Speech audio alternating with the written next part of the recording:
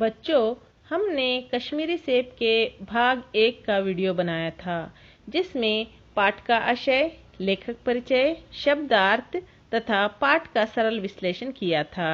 दूसरे भाग के आने में थोड़ी देरी हुई, कारण हमने व्याकरण के वीडियोस की श्रृंखला शुरू कर दी थी।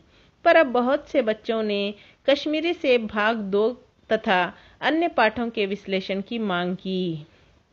इसीलिए मिड टर्म तक के पाठों तथा पद्यों का विश्लेषण करेंगे। तो चलिए देखते हैं कश्मीरी सेब भाग 2। तो सबसे पहले देखते हैं, 1 अंक में उत्तर लिखिए। पहला प्रश्न है, लेखक चीजें खरीदने कहाँ गए थे? उत्तर होगा, लेखक चीजें खरीदने चौक में गए थे।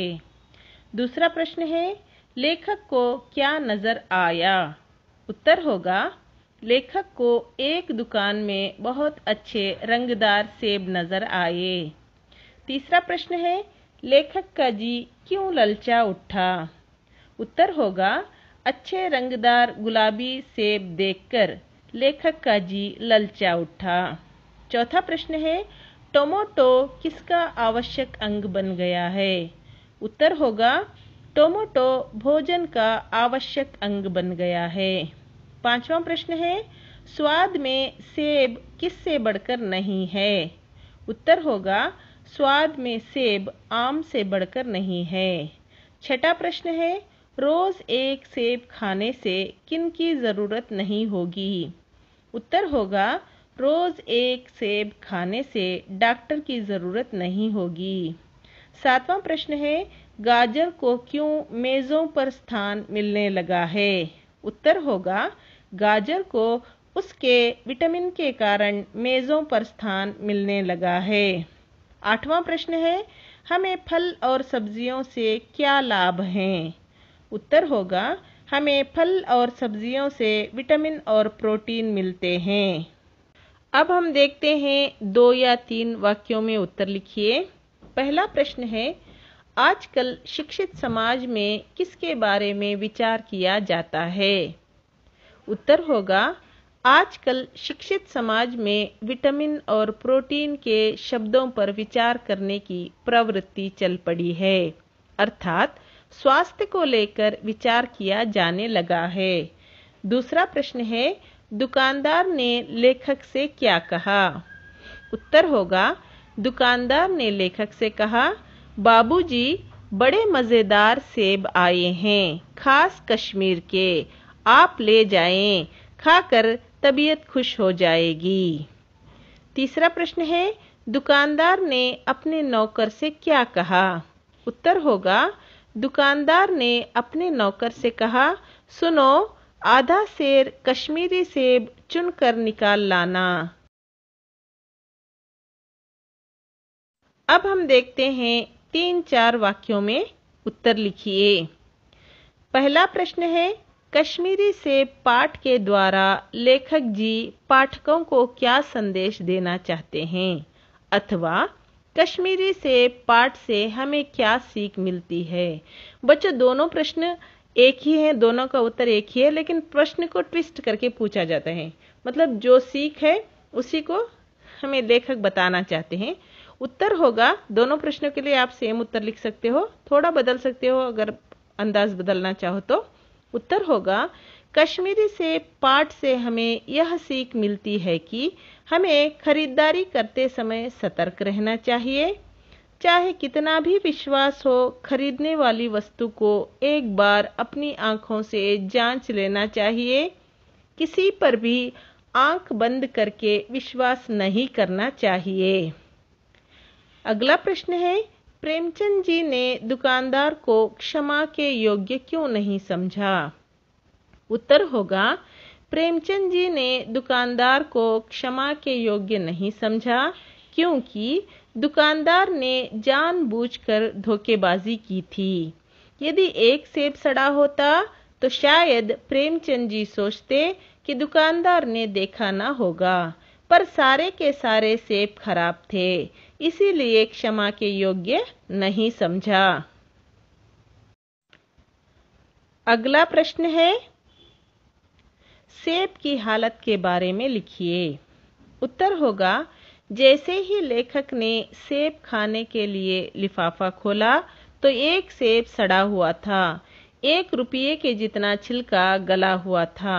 दूसरा सेब निकाला तो वह भी आधा सड़ा हुआ था।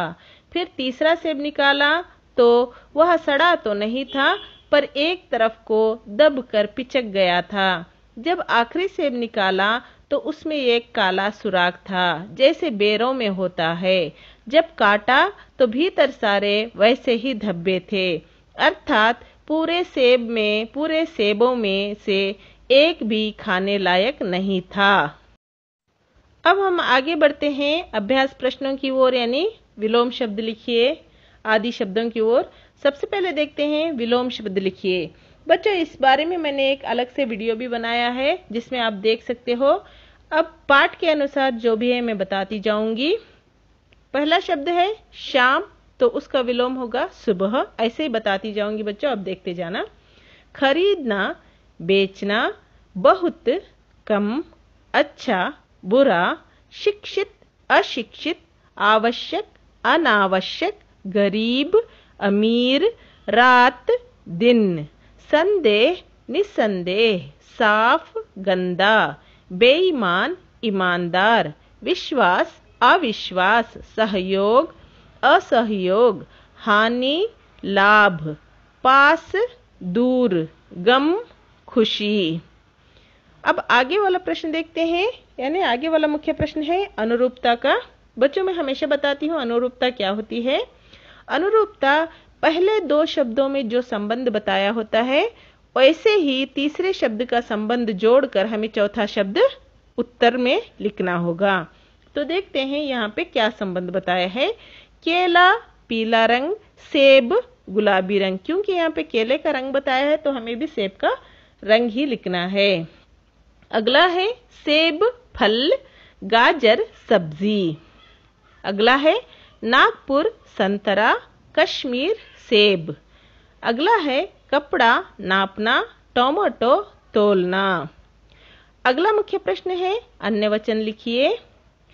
यहाँ पे अन्य वचन लिखिए, मतलब अगर बहुवचन दिया है तो एक वचन लिखना पड़ेगा, अगर एक वचन दिया है तो बहुवचन लिखना पड़ेगा। यानी अन्य वचन लिखिए या फिर वचन बदलिए। तो देखते हैं, पहला शब्द है चीजें, चीज, रास्ता, रास्ते, फल, फल, घर, घर, रुपया, रुपये, आंखें, आंख, कर्मचारी, कर्मचारी, व्यापारी, व्यापारी, रेवड़ी, रेवड़ियां, दुकान, दुकानें। अब अगला और आखिरी मुख्य प्रश्न देखते हैं। कन्नड़ में अनुवाद कीजिए। कन्नड़ या अंग्रेजी में अनुवाद कीजिए। बच्चों, पहले क्या होता था, आपको एक एक वाक्य दिया जाता था, परंतु अब ऐसा नहीं है। अब आपको एक पैराग्राफ के रूप में 3 वाक्य या 4 वाक्य मिलाकर, एक छोटे होंगे तो 4 देंगे, तो एक पैराग्राफ बनाकर आपको देंगे, तो आपको उसी को अनुवाद करना पड़ेगा। तो मैं एक एक करके बताती जाऊंगी।